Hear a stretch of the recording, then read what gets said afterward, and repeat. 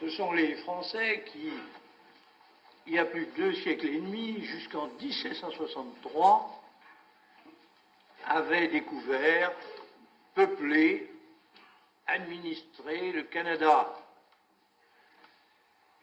Quand, il y a 204 ans, le gouvernement royal,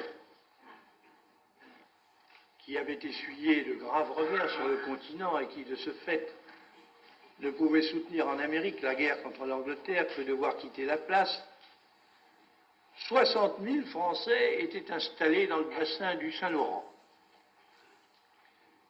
Et par la suite, leur communauté n'a reçu que des éléments infimes, nouveaux, venant de la communauté française de métropole. Et cela, alors qu'une immigration de millions et de millions de Britanniques, relayée récemment par celle de nouveaux arrivants, slaves, méditerranéens, scandinaves, juifs, asiatiques, que le gouvernement canadien d'Ottawa, déterminé à s'angliciser, s'implantait sur tout le territoire.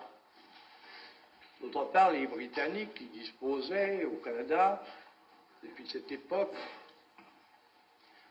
du pouvoir, de l'administration, de l'armée, de l'argent, de l'industrie, du commerce, du haut enseignement, avaient longuement et naturellement déployé de grands efforts de contrainte ou de séduction pour amener les Canadiens, les Français canadiens, à renoncer à eux-mêmes.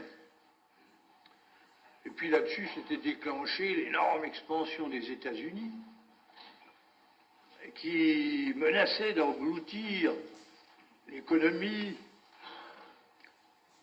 le caractère, le langage du pays dans le moule américain. Et quant à la France, absorbée qu'elle était par de multiples guerres continentales et aussi par de nombreuses crises politiques, elle se désintéressait de ses enfants abandonnés et n'entretenait avec eux que des rapports insignifiants. Tout semblait donc concourir à ce qu'ils soient à la longue submergés. Eh bien, par ce qu'il faut bien appeler un miracle de vitalité, d'énergie, de fidélité. Le fait est qu'une nation française, morceau de notre peuple, se manifeste aujourd'hui au Canada et prétend être reconnue et traitée comme telle. Les 60 000 Français qui étaient restés là-bas jadis sont devenus plus de 6 millions. Et ils demeurent Français autant que jamais. Au Québec même, ils sont 4,5 millions, c'est-à-dire l'immense majorité de cette vaste province. Pendant des générations, ces paysans d'origine, des petites gens qui cultivaient les terres, se sont magnifiquement multipliés pour tenir tête aux flots montants des envahisseurs. Et au prix d'efforts inouïs, autour de leurs pauvres prêtres, avec pour devise « Je me souviens », ils se sont acharnés et ils ont réussi à garder leur langue, leur tradition, leur religion, leur solidarité française. Mais maintenant, ils ne se contentent plus de cette défensive passive et comme toutes sortes d'autres peuples du monde, ils prétendent devenir maîtres de leur destin. Et d'autant plus ardemment maintenant qu'ils se sentent subordonnés, non plus seulement politiquement, mais aussi économiquement. Et en effet, étant donné la situation rurale, isolée, inférieure, dans laquelle était reléguée la communauté française, l'industrialisation s'est faite, pour ainsi dire, par-dessus elle. Industrialisation qui, là, comme partout, domine la vie moderne. On voyait donc, même au Québec, les anglo-saxons fournir les capitaux, les patrons, les directeurs, les ingénieurs, formés à leur façon et pour le service de leurs entreprises, une grande partie de la population active, bref, disposer des ressources du pays. Et cette prépondérance, conjuguée avec l'action qualifiée de fédérale, mais évidemment partiale, du gouvernement canadien d'Ottawa,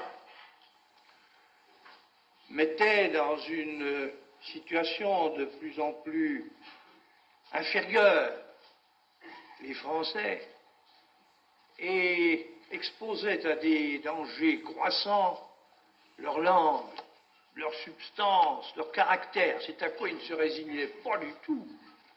Et ils se résignaient d'autant moins que tardivement, mais vigoureusement, ils se mettaient en mesure de conduire eux-mêmes leur développement. Par exemple, la jeunesse, qui sort de leurs universités modernes et de leurs nouvelles écoles techniques, se sent parfaitement capables de mettre en œuvre les ressources, les grandes ressources de son propre pays, et même, sans cesser d'être française, de participer à la découverte et à l'exploitation de tout ce que contient le reste du Canada. Tout cela fait que le mouvement qui a saisi, le mouvement d'affranchissement, qui a saisi le peuple français d'outre-Atlantique, est tout à fait compréhensible. Et qu'aussi rien n'est plus naturel que l'impulsion qui le porte à se tourner vers la France. Au cours de ces dernières années, il s'est formé au Québec un puissant courant politique, varié sans doute dans ses expressions, et unanime sur la volonté des Français de prendre en main leurs affaires. Le fait est là.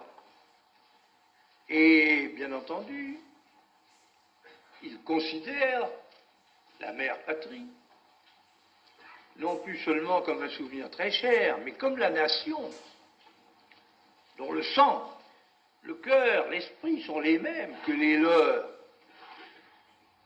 et dont la puissance nouvelle est particulièrement apte à concourir à leur progrès, alors que, inversement, leur réussite aurait procuré à la France, pour ce qui est de son progrès, de son rayonnement, de son influence, un appui considérable. C'est ainsi que le fait que la langue française perdra ou gagnera la bataille au Canada pèsera lourd sur la lutte qui est menée pour elle d'un bout à l'autre du monde. C'est donc avec une grande joie et un grand intérêt que le gouvernement de la République a accueilli à Paris le gouvernement du Québec dans la personne de ses chefs successifs, M. Lesage et M. Daniel Johnson, et a conclu avec eux de premiers accords d'action commune.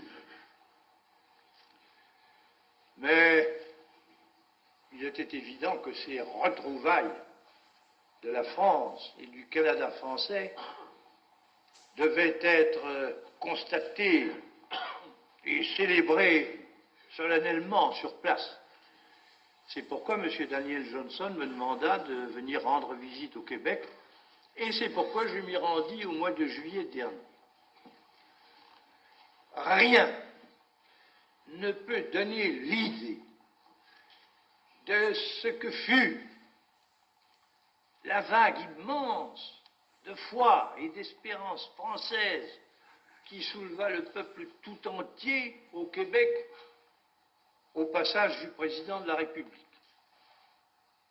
De Québec jusqu'à Montréal sur les 250 km de la route longeant le Saint-Laurent, et que les Français canadiens appellent le chemin du roi parce que jadis, pendant des générations, leur père avait espéré qu'un jour, un chef de l'État français viendrait à la parcourir.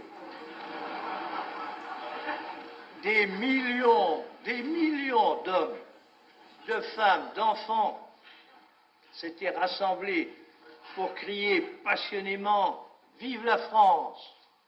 Et ces millions arboraient des centaines et des centaines de milliers de drapeaux tricolores et de drapeaux du Québec, à l'exclusion presque totale de tout autre emblème.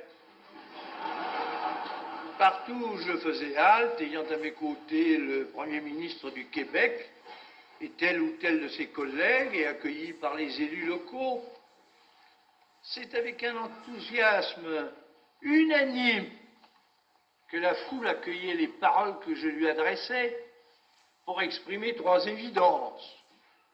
D'abord, vous êtes des Français. Ensuite, en cette qualité, il vous faut être maître de vous-même. Et enfin, l'essor moderne du Québec, vous voulez qu'il soit le vôtre. Après quoi, tout le monde chantait la Marseillaise avec une ardeur indescriptible. À Montréal, la deuxième ville française du monde, et qui était le terme de mon parcours, le déferlement de la passion libératrice était tel que la France avait le devoir sacré d'y répondre sans embâge et solennellement. C'est ce que je fis en disant, en déclarant à la multitude assemblée autour de l'hôtel de ville que la France n'oublie pas ses enfants du Canada, qu'elle les aime, qu'elle entend les soutenir dans leur effort d'affranchissement et de progrès, et qu'en retour, elle attend d'eux qu'ils l'aident dans le monde d'aujourd'hui et de demain. Et puis j'ai résumé le tout en criant « Vive le Québec libre !» Ce qui porta au degré suprême la flamme des résolutions. Que le Québec soit libre, c'est en effet ce dont il s'agit.